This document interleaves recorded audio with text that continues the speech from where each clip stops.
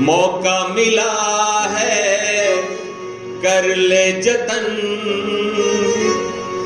बाद में प्यारे पछताएगा जब पिंजरे से पंछी निकल जाएगा, जब पिंजरे से पंछी निकल जाएगा। रे पापी बन कर ले भजन, मौका मिला है जब पिंजरे से पंछी निकल जाएगा।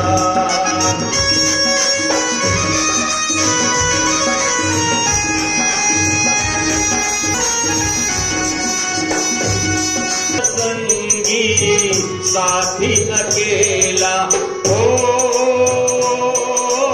आया है तू जग में, जैसे वैसे ही तू जाएगा।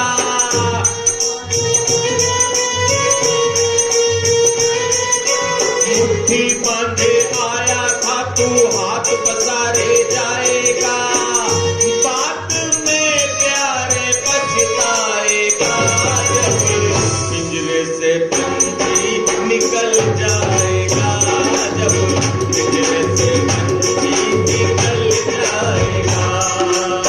रे पापी बन भाई बंधु कुटुंब कबीला, ये तो जग का झूठा झमेला, ये तो जग का झूठा झमेला। मरने के बाद तुझे आग में जलाएंगे, मरने के बाद तुझे आग में जलाएंगे। 13 दिनों का तेरा मातम मनाएंगे, बाद में प्यारे पछताएगा जब पिंजरे से पंछी निकल जाएगा, जब पिंजरे से पंछी निकल जाएगा। पिंजरे से पंछी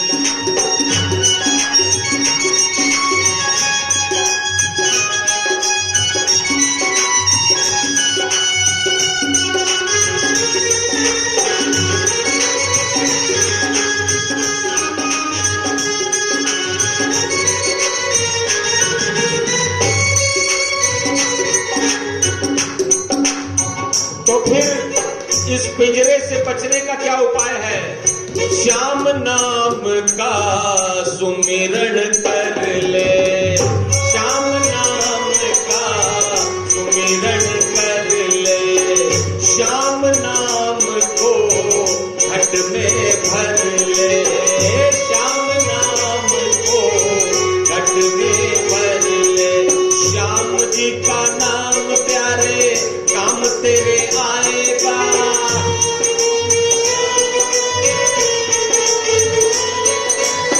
जीवन मरण से मुक्ति श्याम जी से पाएगा, जीवन मरण से मुक्ति श्याम जी से पाएगा।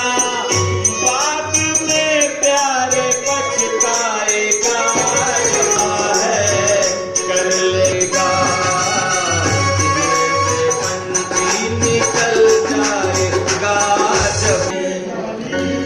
खाटू वाले का जो शीश है वो अमर है। अमर का मतलब क्या होता है? जो चारों युगों में भगवान कृष्ण ने इनको महाभारत युद्ध से पहले और बाद में आशीर्वाद दिया था, वरदान दिया था। एक वरदान पहले दिया था और दूसरा वरदान अपनी प्रभुताई का कि तुमको मेरे समान लोग पूजित करेंगे। जैसे मैं लोगों के रोग शोक हरता हूं, वैसे तुम उनके हरोगे और उनकी मनोकामनाओं को पूर्ण करोगे। और भगवान ने तो यहां तक कह दिया था कि अंत समय कर घोषणा कृष्ण गए गोलोक, अंत समय कर घोषणा कृष्ण गए गोलोक, बर्बरीक कलिकाल में तू संभाल भूलोक। बोलो खाटू नरेश जी।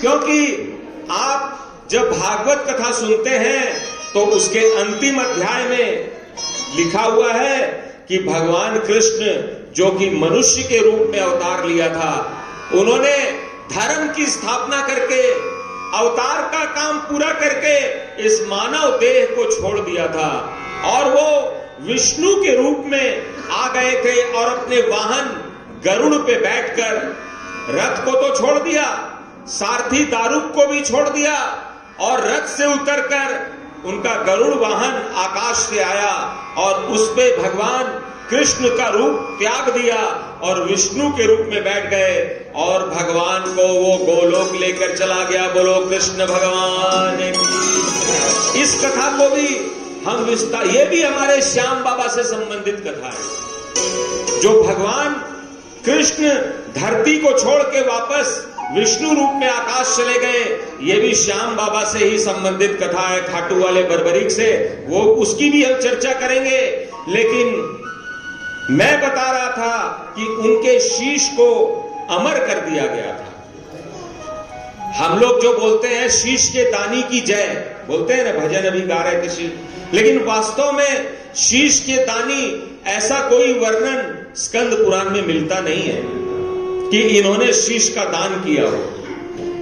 वर्णन ये मिलता है कि भगवान श्री कृष्ण ने अपने सुदर्शन चक्र से इनके शीश को धड़ से अलग कर दिया था।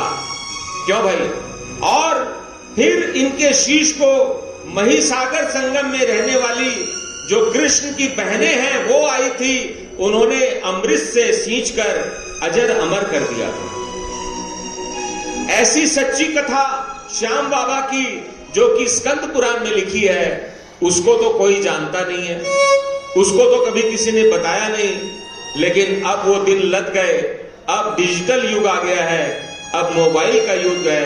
अब तो लोग मोबाइल में तुरंत देख लेते हैं कि बाबा की कथा तो स्कंद पुराण में लिखी हुई है। इसीलिए उसी कथा को अब मैं आरंभ करने जा रहा हूं आप लोग के बीच में।